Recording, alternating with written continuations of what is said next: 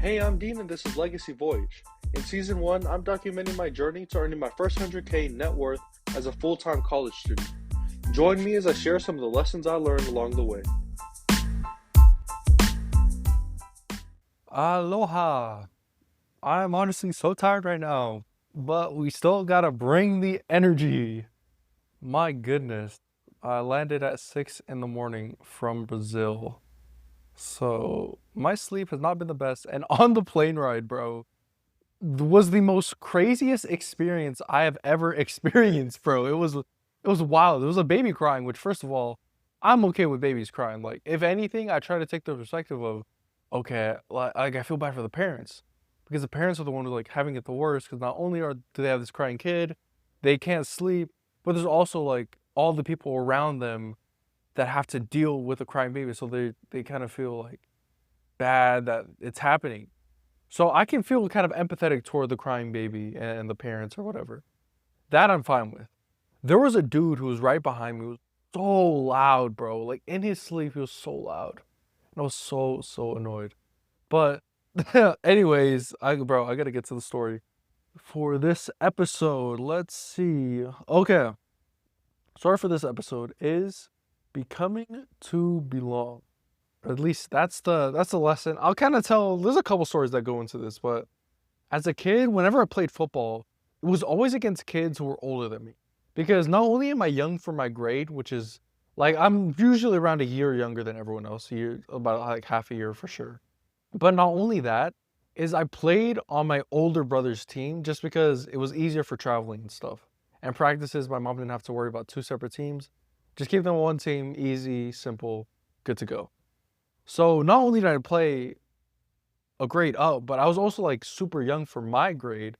So really everyone I played was like 2 years older than me. And as a kid, because that was all I knew, I never really questioned it. And honestly, while I was on that higher team, I kind of felt bad if I were ever to go to the lower team. Because I was like, dang, I'm just like, if I can hang with the big dogs, then if I go with the little dogs, I would just dominate. So it kind of got to the point where I was like, oh yeah, I just belonged to that team because I was at the high enough skill level to hang with them. And there's kind of an experience that went the opposite way where my first class coming here to Northwestern, it was like shell shock. It was like the opposite of my youth football days because coming to Northwestern, sitting in the engineering class, and they're throwing out these terms like matrices and the Google PageRank system, and they're going over all of that stuff. And I'm sitting there like, bro, what in the what is going on? I'm looking left and right. I'm looking at everyone else. They're writing down their notes. They're understanding everything, and I'm over here like, what the heck? I do not belong here. And I was kind of the opposite. I was like thrown into this class. I was thrown into it without any preparation because I didn't, how you would say, like put the time in to grow so that I could belong. But eventually, like I dropped and then went to philosophy. But if I knew then what I knew now, I would probably have just stuck it out and grinded through everything and just studied way more. But that said, I don't know. I think GPA is a myth anyway, so maybe I would have just ended up switching to philosophy. But an example, or at least a case that really hammers this home is imagine your favorite sports team, whether that be rugby or football or volleyball or whatever your favorite sports team is. Imagine your favorite sports team, and tomorrow you get this call, or not even tomorrow, let's say tonight, you get this call that you're gonna go and join the team tomorrow on their big game. They're gonna pull you up. Let's say for me, they're gonna pull me up to like the Mate Matonga rugby team. They say, okay, Dean, you're gonna play on that team. How likely or how fast would I get injured? Like, how would that go? I can almost guarantee, bro, couple minutes in there, I would get dogged, like absolutely hammered. And it's because I simply didn't put the time, energy, and effort that it takes to become the type of person that belongs on the team. And that is the big takeaway, is not just like getting thrown into this certain field, thrown into this certain team and say, okay, have at it, like go ahead. But there's so much more that goes into it. There's so much more underlying that. in becoming the type of person that does belong, that belongs on the team, that belongs on the field. And that is the big takeaway that I've had.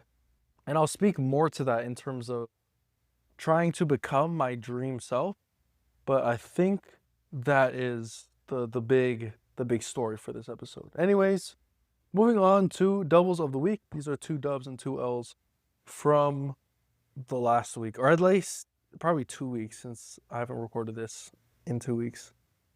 Kind of tough because I was on this great streak, but interrupted, and now your boy's back.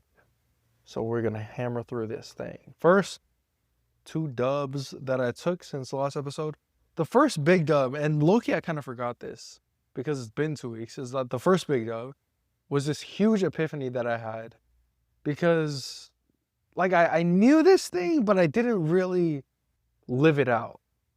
I knew that if you look at my calendar or if you look at my bank account and you look at where my money's going, those are like the biggest indicators of where life is headed. Like if I look at your calendar and I look at your bank account, which basically is to say, whatever you spend your money and time on is where you're gonna go. And I kind of did that to myself. I was like, okay, where am I spending my money and time at? And honestly, it did not reflect my values and it did not reflect what I hold dear.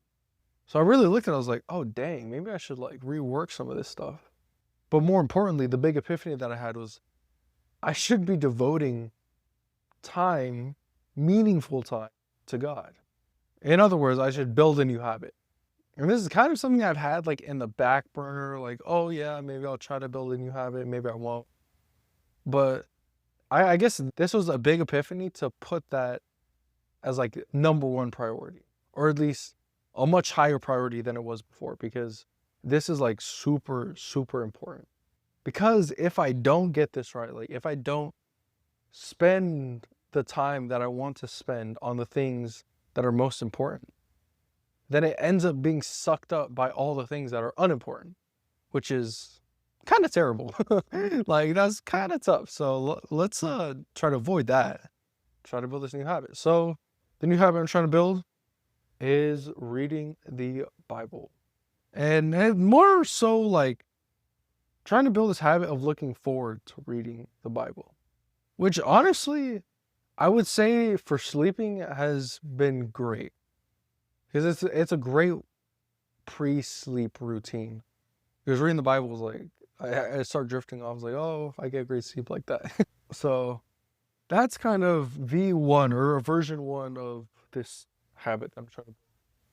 We'll see how it goes from there. Maybe I'll get deeper into actual Bible study. But I haven't figured out like a good system or a good way to do that. So I'll spend more thoughts or spend more time trying to think that one through. But anyways, second dub was the Brazil trip. My boy did another Ironman, this time in Brazil, 4th continent. Now he's got to hit 2 more, and he's got the world records. I came back from the Brazil trip. That was a big, big dub. Saw a burning car. The car was like literally exploding. And it's kind of crazy how it all comes full circle because when I went to his Ironman in New Zealand, I was inspired. I was like, oh my goodness, I want to do this. I want to like do something. And then I started marathon training, gave myself 90 days, like, okay, let's go run this thing. And here I am. I'm about to run a marathon tomorrow, bro. I've literally I spent the past 2 days carb loading like crazy. And I haven't even hit the carbs that I was supposed to hit. Maybe I'll finish off some carbs tonight. But like tomorrow, I'm in it. I'm about to do the marathon. I'm excited for it. Cannot wait. Now the 2 L's that I took is, of course, oh my goodness.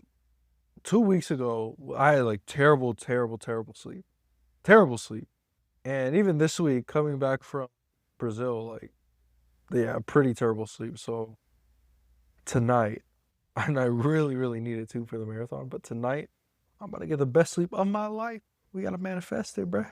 And the second L is I spent 1.5 hours doing a study. Oh, bro, actually, I hecka forgot about this. I'm glad I wrote this down because definitely would have forgotten about it. But 2 weeks ago, I did this study. And when I say study, it's like one of those lab studies. So one of the PhD students, they have this hypothesis. They bring in these people, and the people they do a study, and then yeah, they see what the results are. So this specific study was a hearing lab, and I went in because my buddy was like, "Hey, you should do this. They'll even pay you." So like it's a win-win. I get to help him out with the study or whatever, and then I get paid for it. It's good. And I was going into it thinking like, okay, that's true. So I go into this thing and they're like plugging in my ears and stuff, making sure I can hear right. And I didn't fully register how long this would be because they said it would take like maybe 2 hours. I was like, oh yeah, that's fine. But it took literally an hour and a half. And I didn't realize how like mind numbing this study was. Because literally all I did was listen to sounds and just try to see what the sounds were. Like it was basically people talking and then a lot of background noise. Actually, the background noise was the foreground noise, and then I had to make out whatever words was being said. So I literally did that for an entire hour, and I just realized how boring, how like nothing that was, and how I will never do it again. So it was a big dub in the fact that I will never do it again, and I realized that I will never do it again because it's like one of those waste time jobs, bro. Even though they pay more than the internship that I'm doing right now, like I learned nothing from it. I'm also not doing anything. It's just the most mundane, boring work in the world. Anyways, on to the philosophizing section. These are things that I've been thinking about. The first thing, which kind of connects to like the whole becoming to belong, is slope versus position. And I've definitely hit on this in past episodes, but there's this idea of like trajectory versus position, where even though I might start lower, if I'm headed in a trajectory that goes up, then that's better than starting way up high and going down. Like, for example, if I'm a millionaire, but I'm spending a ton of money, like let's say $1 million a day, then that's not going to be worth much in about 2 days. Whereas even if I'm only got $1,000 to my name, if I'm making $10,000 every single day, that's going to end up pretty well for me.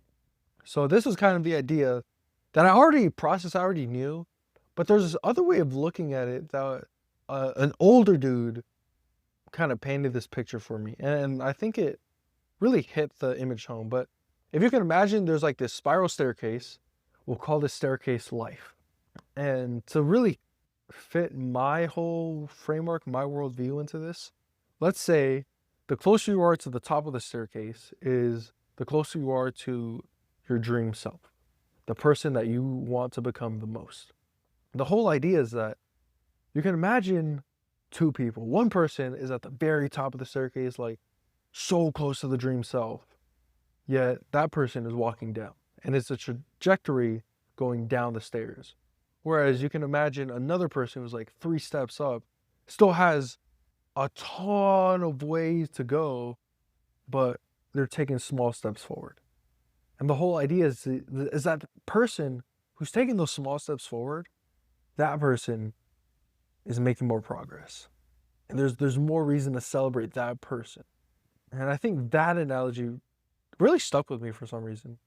Because I definitely can see myself where I'm like hard on myself if I start going down. But then it's important to remember that even the one step up is like, oh, it's so much. Like even me recording this podcast is like a tiny little step up, but that tiny little step up is worth so much because of the trajectory that it puts me toward. So that's something I've been thinking about. And then another thing that I was thinking about when I was in Brazil, because I never use a hairdryer, but they had a hairdryer at the Airbnb, so I was like, okay, yeah, why not use it? So I tried working it. I was like pressing the buttons, but I was like, oh, this thing is broken. Like what the heck? And then for some reason, I asked myself, should it work or not? Because this is a broken hairdryer. And technically, if it is a broken hairdryer, like a hairdryer that's supposed to be broken, then technically it shouldn't work, because that's when it wouldn't be a broken hairdryer.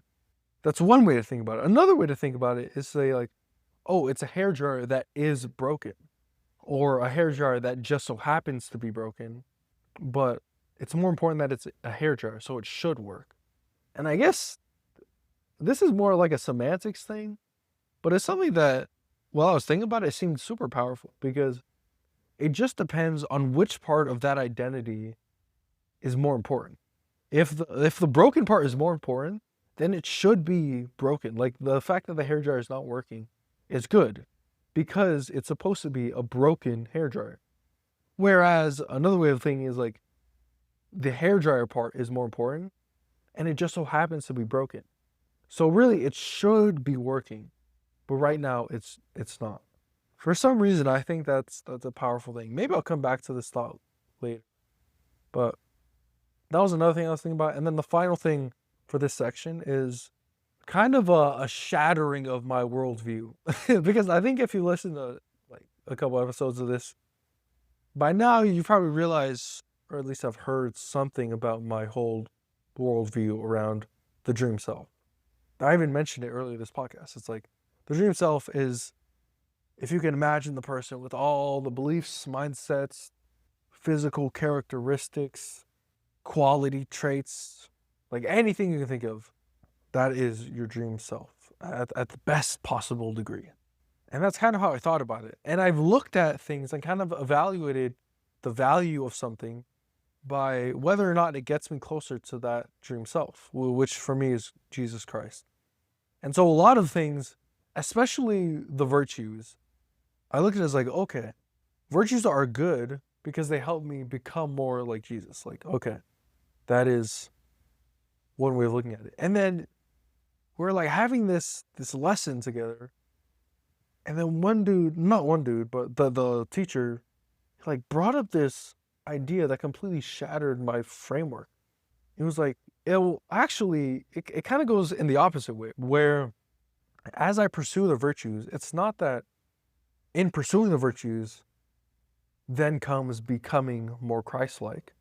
It's that as I walk with Christ, virtues come as a byproduct. And that's just to change the order of which it comes, where in one sense, I could either focus on getting the virtue and then I would become more Christ-like, or the way he kind of framed it, or the way I interpreted his framing was in becoming more Christ-like and focusing on that, the virtues will just be a byproduct of it. And then like most things, there's some nuance in there and some balance. And so the version 3 of this whole framework is that it's more like a self-sustaining feedback loop, where as I become more virtuous, I become more Christ-like, and as I become more Christ-like, I become more virtuous. And it's kind of this feedback loop. So I think to some people that wouldn't seem like too big of an epiphany, but I think it's a pretty big addition or modification to my view. Now on to the weekly roundup. These are random finds I had from the week. Could be a question, a book, a quote, anything that stuck with me. The quote that I found was from this book. Honestly, I read it from a newsletter that talked about this quote, that talked about the book. But the quote is this: "We are not going in circles, we are going upwards. The path is a spiral. We have already climbed many steps." And this kind of relates to what I was talking about with the spiral staircase, where sometimes when we're at the top or we're at the bottom and we're looking at what we've done, it kind of just looks like a circle, like we're walking in circles over and over and over again. But if you really zoom out and you take like a different perspective, a different angle, we actually have been making progress. Although we indeed have been going in circles, we've been slowly going up or slowly going down, one or the other. And there have been steps that have been climbed or descended, even though it looks like we're doing the same thing day in and day out. So that was a quote. Now the question, and it was kind of an interesting one. The question I thought of for this episode was when I was sitting in class, and I looked around, and I had this like out-of-body moment, out-of-body experience where I asked myself, I was like, what the heck are we doing right now? Here we are, like 25 kids. When I say kids, I mean like full-grown people, talking 20, 21, 22, even up to like 26, because there were PhD students, a couple of PhD students too. So there were like let's say 20 to 26-year-olds, about 25 of us sitting around in this class that read this philosophy text, and we're all just talking about it and asking questions and challenging each other. I was like, what the heck are we doing, bro? And it kind of just made me want to go and, like, I don't know, do real things, like do work at Leland. But even then, I don't know, it's kind of a similar thing. Like, even at Leland, you could ask the same thing. Like, what the heck are we doing? Here we are, a bunch of people just coming together trying to, like, do things. Which I guess is kind of the question that we can have at the end of every day. No matter what we do, like, what the heck are we doing? And I guess the real thing would all just come back to what the to get all philosophical, what the meaning of life is. Because if you really think about it, I was like, okay, what the heck are we doing right? Here I am, sitting on this chair, because I usually walk, but I'm not walking today because I got to rest for the marathon, talking into the abyss. And here you are, listening to my voice. Huh. It's interesting how life works. I think I'm tired and I'm just getting those shower thoughts, bro. Okay, let's try to wrap this up. Okay. The podcast that I found, oh, this one was interesting. The podcast I found is with a Hinge expert, or at least a self-proclaimed Hinge expert, that shares all this dating advice on the My First Million podcast. MFM, great pod. I just thought this was a pretty funny pod. And I thought how it was funny. They were talking about all these, like, quick fixes that you could do, like, oh, you should be more confident, or you should say these things, or make sure you use good pictures in your Hinge profile or whatever. But at the end of the day, I was thinking, like, none of that really matters. The main thing that matters is just, like, becoming the type of person that deserves the one. I remember this so vividly, where I was sitting down at a dinner with two older dudes, both, like, Polynesian entrepreneurs, and they had their wives and kids, and they were, like, doing the founder thing, pretty successful with their own right. And I asked them, because they were talking about their wives and how they've helped them so much on this whole founder journey. And I asked them, I was like, how did you know they were the one? Like, how did you find them? Give a brother some advice. And he looked at me, he was like, Dean, don't find the one, become the one. And those words have stuck with me so much, because it's so true. Like all this Hinge expert is trying to share all this, like, Hinge advice or whatever, but it's just like all these small little dominoes. Focus on the big thing that really matters. And the big thing that really matters is just becoming someone who deserves the one. So that was the podcast. And for the book, it was a book that I listened to on one of my runs. It's kind of like a classic, one of the first books I ever tried reading ever. So it's always nice. Like, this is one of the books that we always come back to. And it's How to Win Friends and Influence People. And listening back to it this time, especially after I've done so many of these podcasts where I've distilled my thoughts and lessons, I realized that a lot of the lessons I thought I learned on my own actually just came out of this book, which is so interesting. Like, a lot of the characteristics or mannerisms that I do today, they all come from this book. Not all of them, but a lot of them do. For example, smotting. I just realized smotting comes from this book. Like, well, one of the stories it talks about was how he was at a dinner and a dude tried to say that he tried to bring up this quote that was from Shakespeare and claimed that it was from the Bible. But the author, the dude, he was like, no, that's wrong. It's from Shakespeare, not the Bible. And then there's another dude who was like a Shakespeare expert, knows definitely that the quote was not in Shakespeare. He hits the other guy, like, don't tell him, don't start the argument. Just let him think he's right.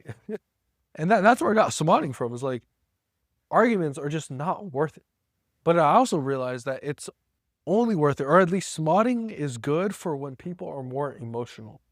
That is to say, it's when they care more about their feelings than they do about truth, which I think is pretty accurate in my experience. Like, I'm never going to go to my mom when she tells me to do something. I'm like, Mom, you're wrong. Unless, like, maybe I have a really good reason for it. But most cases, 9 times out of 10, I'll just say, yep, you're right, Mom. Because, like, yeah, just because she is more emotional. Like, she doesn't care about, like, what's actually true. And then there's other ones like try honestly to see things from the other person's point of view. And the story that they use in this one was a straight up criminal who was literally like a serial killer and murderer writing on his deathbed or as he was about to die this letter saying he would never hurt anyone, saying that like he's this perfect innocent soul. And that's basically to say that no one believes in their heart of hearts that they are truly an evil person. And if they are, then they're probably like a Disney villain or something. But most real people, they don't think they're truly an evil person. And that's what this gets at. And that's kind of what I always try to do is like see things from the other person's perspective. Like in the crying baby on the plane example that I just mentioned, it's like, okay, let me try to see things from what the parent's perspective is. Because they are probably going through so much more than what I am right now. And then there's a couple small things like be interested, ask questions. Something I've done, especially with caddying, I just ask like tons and tons of questions. Golfers love that, bro. Smiling is a super easy way to like break the ice. And then talk in terms of other people's interests. And I've noticed this a lot lately, actually, where tons of conversations devolve into like I statements all the time. It's like, oh, that's what I did, or here's what I did, or I went there. But being a great conversationalist really just turns everything into like you statements, where they might bring something up, and I'm like, oh, you, instead of I. Now, the final thing for this section is a video I found. I forgot how I found this. I think it was on like YouTube Shorts or whatever. But apparently they have like legit pillow fights. Like imagine a boxing ring, but instead of gloves, you just have a pillow and you just hit the other person with a pillow. It's not like a heavy pillow or anything. It's like a hard pillow. It's just a pillow. But apparently they have like legit UFC pillow fights where people are like doing flips and crazy roundhouse pillow kicks. It's insane. That was like the most random thing I found. So I had to plug that in the pod, of course. And finally, moving on to the life update. This should be, I don't know, kind of quick, kind of not. We'll see. In terms of my God, I would say definitely taking steps forward for sure. Couple steps back, but I think a couple steps forward. Especially with the big epiphany of wanting to spend more time with God. And then also having more thoughts around like the virtues and trying to be more Christ-like. So I think that's been important. Update on myself. I think it's been pretty good. I will say I think over the past week, actually over the past 2 weeks, it's just hammered home how important sleep is. I think I heard it from a podcast. It was like, oh my goodness, Brian Johnson said, sleep is more important than your wife and your kids. Which he definitely didn't say that, but it kind of puts it into perspective. I think what he actually said was it's a closer indicator of how long you will live. Something like that. But it's just to say sleep is super important. And that's something that I have definitely like have to be reminded over and over again. It's like, oh my goodness. The reason I'm so tired right now, the reason I can barely do any work, the reason I don't feel like running or going for a lift is because I'm tired. It's because I didn't get enough sleep. So a lot of problems really do just stem from sleep. So that's something that I'm realizing. But looking forward to the marathon tomorrow. Like I said, I've just been carb loading like crazy. So hopefully glycogen will be cracked tomorrow and I will be good to go. Now moving on to update on my people. Yeah, the Brazil trip was a big dub. Great. Good in time to spend with my boy. About to go with Mateo on this marathon tomorrow, my other boy. So that's going to be a dub. Plan to hit up Six Flags, go formal. Yeah, this week is actually kind of packed. Oh, and that reminds me, and this kind of gets into update on my work. And kind of myself too, but I've been doing a week in the life vlog. So I've been doing that vlog. It should be pretty unique actually, especially this week because bro, this week is so packed with the most random stuff, like watching my boy do an Ironman in Brazil, flying back, doing a marathon, and then going to formal, and then about to hit up Six Flags, like all this stuff, and I have to do finals, My goodness. So it'll be an interesting thing that I put together. And then with Leland work, just keeping up the automation game.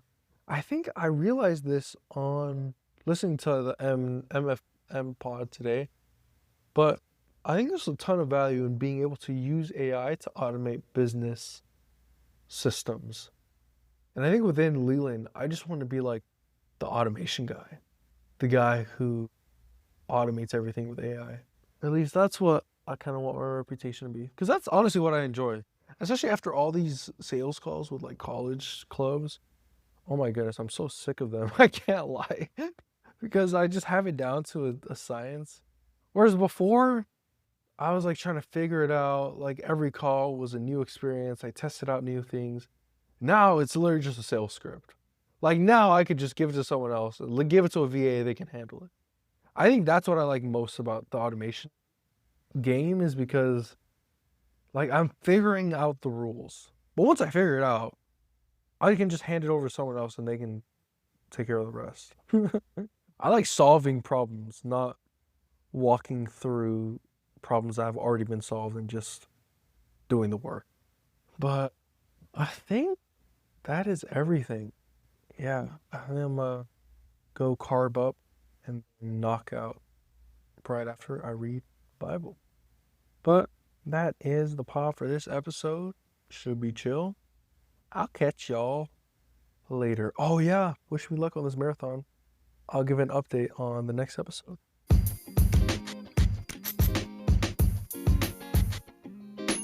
I record these episodes completely free to share success with everyone. So the only thing I ask is that if you learned anything or found something interesting in this episode, just leave a review and share it with a friend. Only takes 5 seconds and it would mean the world. Thanks, and I'll see you in the next episode. Tatok, see you.